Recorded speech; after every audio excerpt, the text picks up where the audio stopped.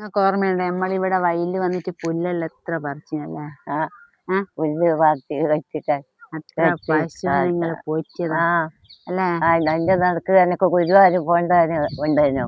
ഗുരുവായൂരാ വെച്ചെന്ന് അപ്പോഴത്തേക്ക് ഒരു പശുവിനെ കൊണ്ടുപോയിട്ട് ഇവിടെ കൊണ്ടൊക്കെ ഇവിടെ ഇമ്മലിരുന്ന അടാ അങ്ങോട്ടത്തെ പറമ്പത്ത്.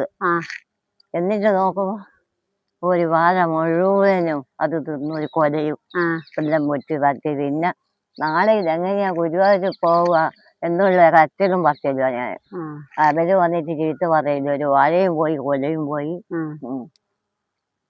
അപ്പൊ പറഞ്ഞു വാഴ വെക്കുമ്പോഴത്തേക്ക് തന്നെ അതിന്റെ ആള് വരുന്നു. ഞാൻ അന്നേരം പറഞ്ഞു കുഞ്ഞാപ്പോ ഇങ്ങനെ ഞാനവിടെ കെട്ടിയിട്ട് അതൊക്കെ കെട്ട് കഴിച്ചിട്ട് പിന്നെ പശു കൊലയെല്ലാം തിന്ന് ഇനി എന്നെ ചീത്ത പറയാം, ഇനി എത്ര പറയുന്ന പൈസ ഞാൻ എനിക്ക് തരും.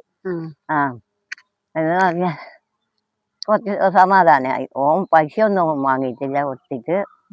ഇനി ഇങ്ങനെ കെട്ടിക്കഴിഞ്ഞാൽ റബ്ബർ വെളിയും ചെന്നിട്ടും തിന്നാളില്ല. അമ്മേന്റെ ജീവിതം എല്ലാം കഷ്ടപ്പാടേനല്ലേ ചെറുപ്പത്തില്? അച്ഛൻ നല്ലോണം കുടിച്ചിട്ടുള്ള എനിക്ക് ഓർമ്മയുണ്ട്. അച്ഛൻ വന്നിട്ട് എപ്പോഴും വീട്ടില് പ്രശ്നം ഉണ്ടാക്കുന്ന കുടിച്ച് വന്നിട്ട് അച്ഛനെ കൊണ്ട് ഒരു സ്വൈര്യം ഉണ്ടായിട്ടില്ല നമുക്കല്ലേ? നമ്മളെ ബാല്യകാലത്തൊന്നും ഒന്നുമില്ല. അച്ഛന്റെ അത് കാലം കഴിഞ്ഞ് കുറച്ച് കഴിയുമ്പോഴേക്ക് വേറെ ഒരു എൻട്രി വന്നത് ഏച്ചീന്റെ ഭർത്താവ്. അതാണെങ്കിൽ അതിലും വലിയ കുടിയല്ലേ? നമ്മളെ ജീവിതം മൊത്തം ഒരു കുടിയന്മാരുടെ കൂടെ ജീവിച്ചില്ലേ? അതുപോലെ ആയിപ്പോയി. സ്വസ്ഥമായ ജീവിതം ഇല്ലല്ലോ. ജീവിതമില്ല. എല്ലാം വച്ച് കേട്ട് പോയപ്പോ എനക്കും എന്റെ മക്കൾക്കോ മര്യാദക്ക് ജീവിക്കാം.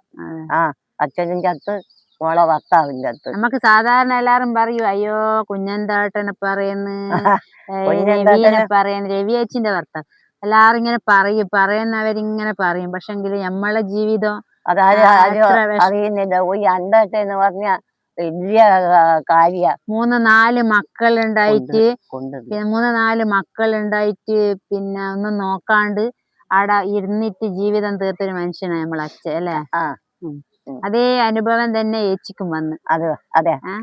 ഭർത്താവിനാലുള്ള ഒരു ഗുണവും ഉണ്ടാകാണ്ട് അയാളും വെച്ച് അല്ലേ? ഈ കുടിയന്മാരോടുള്ള ജീവിതം വല്ലാത്തൊരവസ്ഥയാണ് അല്ലേ? നിങ്ങൾക്ക് അതുകൊണ്ട് നിങ്ങൾക്ക് ഇപ്പൊ അല്ലേ കുറച്ചൊരു സ്വസ്ഥമായിട്ടുള്ള ജീവിതം കിട്ടിയത് അല്ലേ?